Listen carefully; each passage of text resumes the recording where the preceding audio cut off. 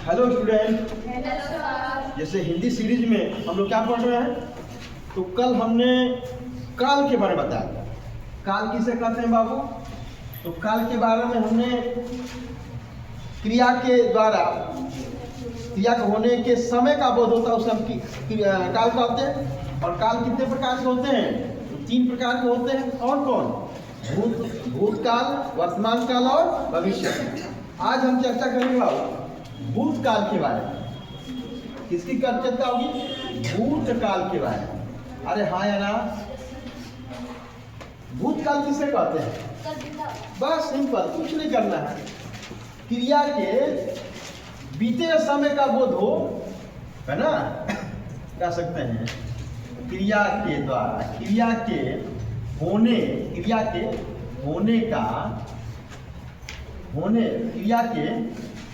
के समय, क्रिया के होने के बीते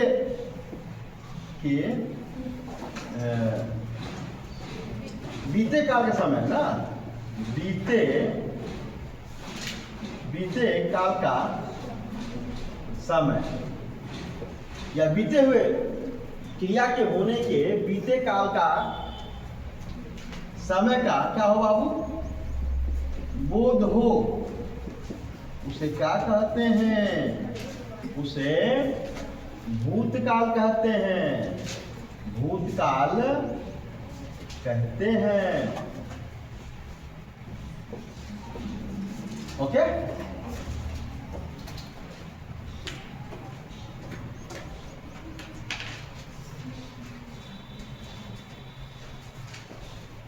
देखिएगा मेरे प्यारे बच्चों, क्रिया के होने के बीते काल के समय का बोध हो। बीते काल के ना, या के लिख दीजिए, के समय का बोध हो, उसे भूतकाल कहते हैं। अच्छा, भूतकाल के भेद देखा जाए बाबू। भूतकाल के भेद कितने होते हैं? तो 6 भेद होते हैं। कौन कौन होते हैं बाबू? 1, 2, 3, 4, 5 और 6 भी होते हैं। कौन कौन? एक तो होता है सामान्य भूतकाल। दूसरा होता है आसन्न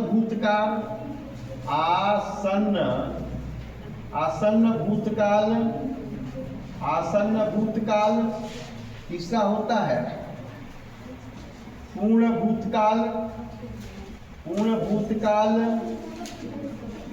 चौथा होता है अपूर्ण भूतकाल। 5वां होता है संदिग्ध भूतकाल। और 6वां होता है हेतु मद भूतकाल। ये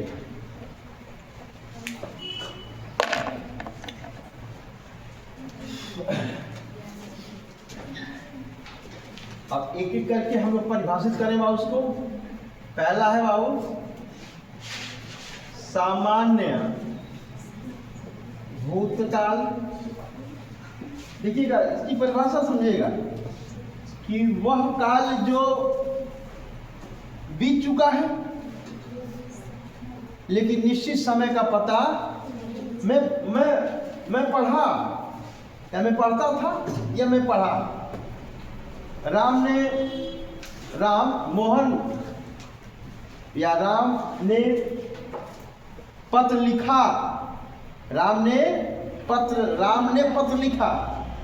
तो बता कह सकते हैं कि वे काल जो बीत चुका है, जिसमें निश्चित काल का पता न हो, कह सकते हैं निश्चित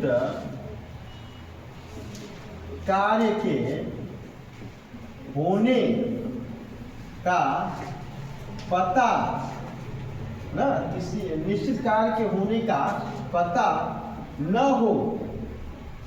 पहला। दूसरा कह रहा है, ये समझ, सदैव इसकी जो क्रिया होती है, सदैव सकर्मक क्रिया होती है। जानिए, सकर्मक क्रिया होती है, सदैव सकर्मक क्रिया होती है।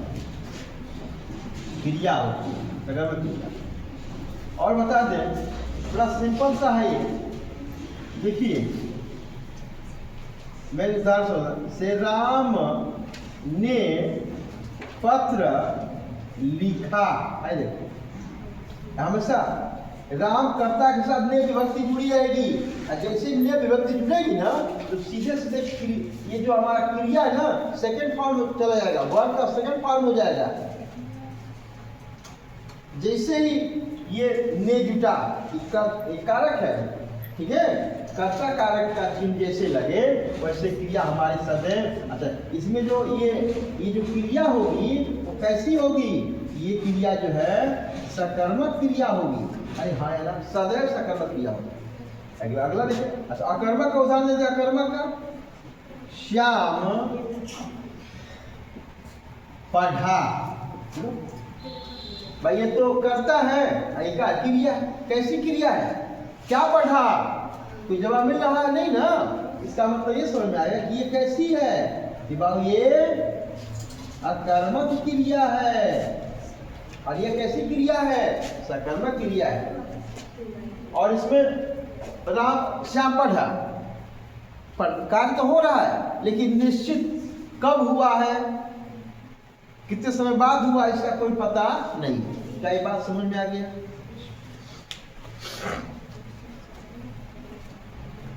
इरेज कर दे बाबू ये वाला डाटा, ये हमारा सामान्य काल हो। अब आसन्न भूतकाल किसे कहते हैं?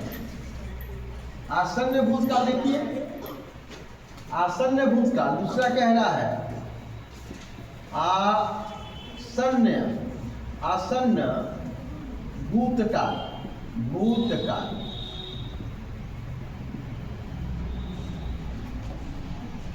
कार्य अभी अभी समाप्त हुआ है, कार्य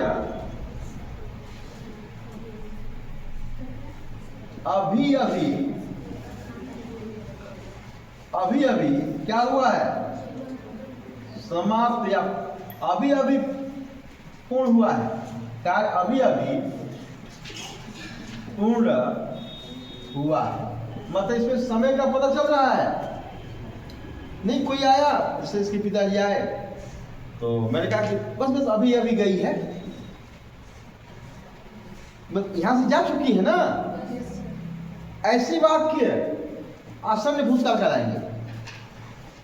बड़ा आसान तरीके से बताता हूं, देखो कुछ नहीं करना है, जो सामान्य भूतकाल है ना उसके अंत में है जोड़ दो, हो गया, बन गया।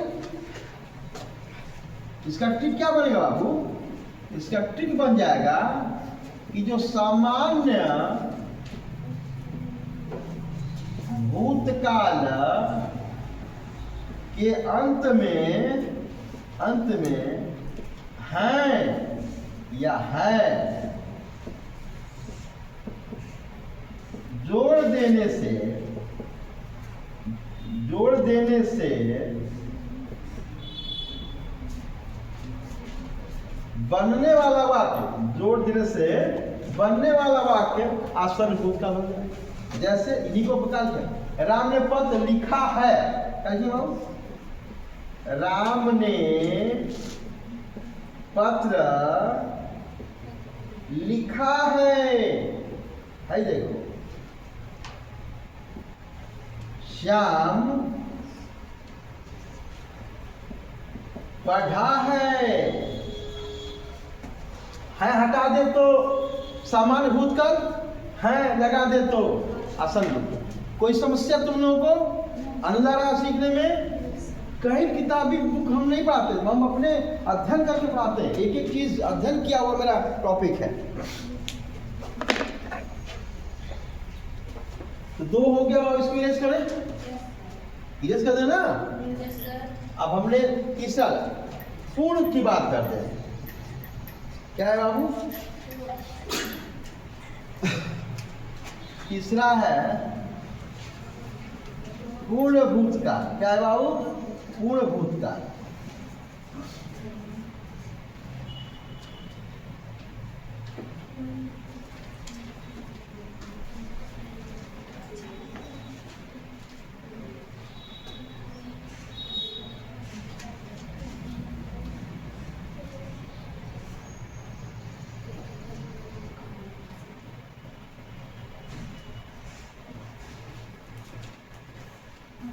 ऐसा कह रहा कि जो भविष्य में, अरे भूतकाल में कार्य क्या हो चुका हो, पूर्ण हो चुका हो। पर इससे क्या कार्य पूर्ण हो चुका यही ना, इसे ही पता चल रहा है। जैसे क्या करेंगे,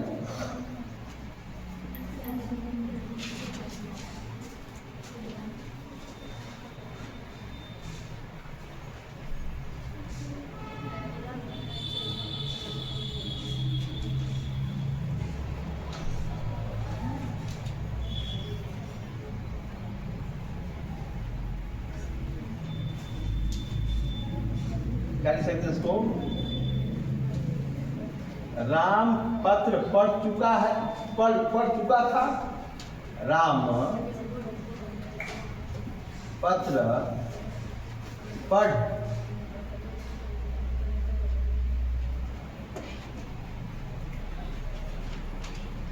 चुका था। या हम ये भी कह सकते हैं कि राम पत्र पढ़ा था, खत्म हो गया ना, पढ़ा था खत्म हो गया, पढ़ चुका था। मतलब हम इसको क्या बना सकते हैं, मैंने हमने देखा कि जो सामान्य भूतकाल है उसमें था थी थे जोड़ दे, जैसे यहाँ है हुई जोड़ दिए तो असल हो रहा है। इसमें हमको एक चीज ये समझ में आया कि यदि इसको हम बनाना चाहें तो बाबू हम बना सकते हैं कि ठीक बनाना चाहें, क्या ठीक बन सकता है कि सामान्य भूतकाल में क्या जोड़ दें, था थी थे जोड़ दें। जिसे मैं कहा कि ना, श्याम पढ़ा था, श्याम पढ़ा तो सामान्य भूतकाल, था जोड़ दे तो पूर्ण भूतकाल। समझिए ध्यान से, सामान्य में सिर्फ आपका क्या है, वह काल जिसमें समय का पता निश्चित समय का बोध न हो रहा है। अगले में सामान्य में है जोड़ दिया गया तो आसन हो गया, जो कार्य अभी पूरा हुआ हो। और पूर्ण में जो कार्य पूर्ण हो चुका हो, फ्यूचर में, अरे भूतकाल में बड़ा आसान तरीका है कि सामान्य भूतकाल के में हम क्या करें, था थी थे जोड़ दें तो जिससे साफ पढ़ा था, ये बाबू ये क्या हो जाएगी हमारी, ये जो पूर्ण भूतकाल हो जाएगी। अब आता है अगला, क्या ना, अब बताइए चौथा नंबर क्या है हमारा, 4 क्या है, हाँ अपूर्ण भूतकाल। अपूर्ण भूतकाल ये क्या कहता है बाबू, ये कहता है कि भूतकाल में बीते समय में हमें किसका ना पता चले, कार्य पूर्ण नहीं हुआ हो, न पूरा हुआ हो। बड़ा आसान, देखो कुछ मत करो, देखो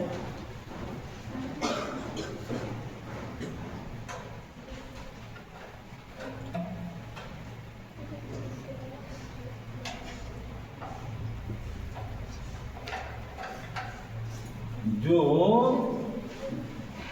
कार्य भूतकाल में क्या है, अपूर्ण है, क्या है, अपूर्ण है। मतलब कहने का मतलब है रहा था, रही थी, और क्या लिखा रहेगा, रहे है जो कोड बांधा जहां लगा हुआ है। मैं कहूं राम पत्र पढ़ रहा था, चल रहा ना, चल रहा है, पूर्ण नहीं, राम पत्र पढ़ रहा था। क्या करें बाबू, श्याम पुस्तक लिख रहा ना, लिख रहा था। सीता गाना गा रही थी, तुम नृत्य कर रहे थे। सब हो गए। माने ऐसा कार्य जो हम लोग क्या कर चुके हैं, बीते समय में वो कार्य पूर्ण नहीं है, चल रहा है। अरे हाँ या ना?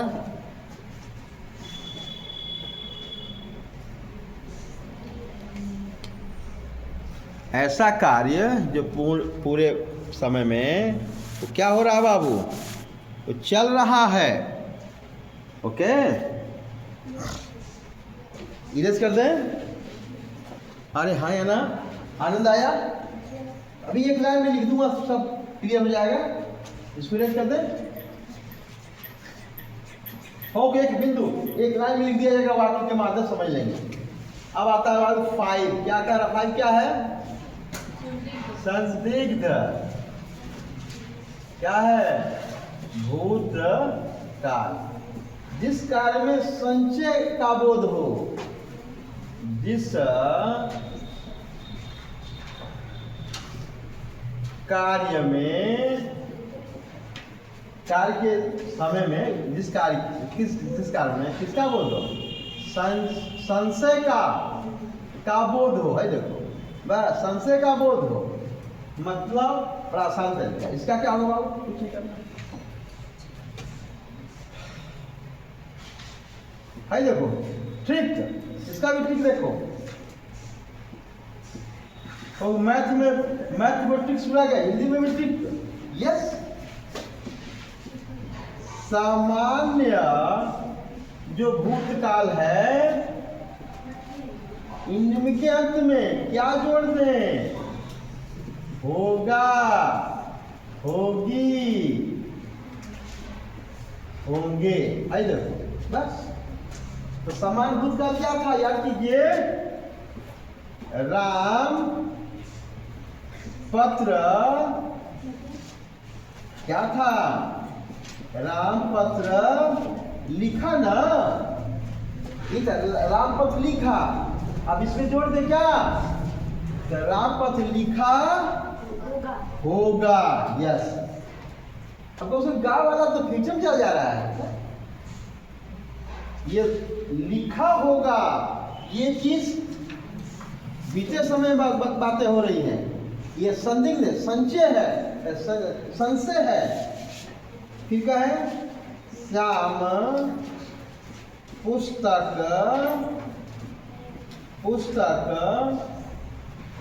क्या कर रहा होगा? पढ़ा होगा ना, पढ़ा होगा। और अंतिम है आज के जो भूतकाल का जो अंतिम टॉपिक है बाबू, वह क्या है? हेतु मध्य काल। 6 नंबर है। हेतु मध्य भूतकाल। ये क्या होता है? जिस कार्य में क्या हो, शर्त, जिस समय या जिस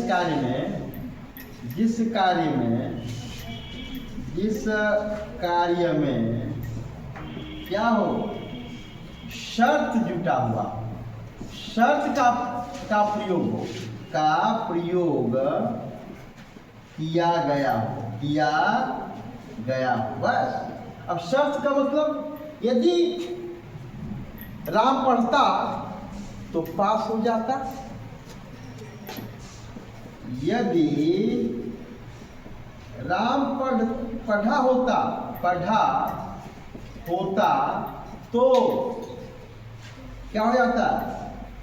पास हो जाता।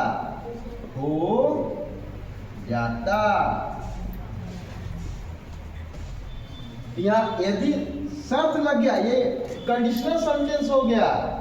इसी का इफ, आगे कंडीशनल सेंटेंस अब मैं पढ़ेंगे इंग्लिश में। शर्त आ गया। तो शर्त लग गया तो उसको हम हेतु संबंध भूतकाल कहते हैं। इस प्रकार से मेरा प्यारे बच्चों, जो हमारा कॉल का जो प्रकरण चल रहा है, काल का जो दूसरा पार्ट हो, पहला पार्ट है ना, परिभाषा ये दूसरा पार्ट है, दूसरा पार्ट मान लेंगे। इसके कल हम लोग पढ़ेंगे क्या क्या, आपका सामान्य ये वर्तमान काल और भविष्य काल पढ़ेंगे। Okay, thank you.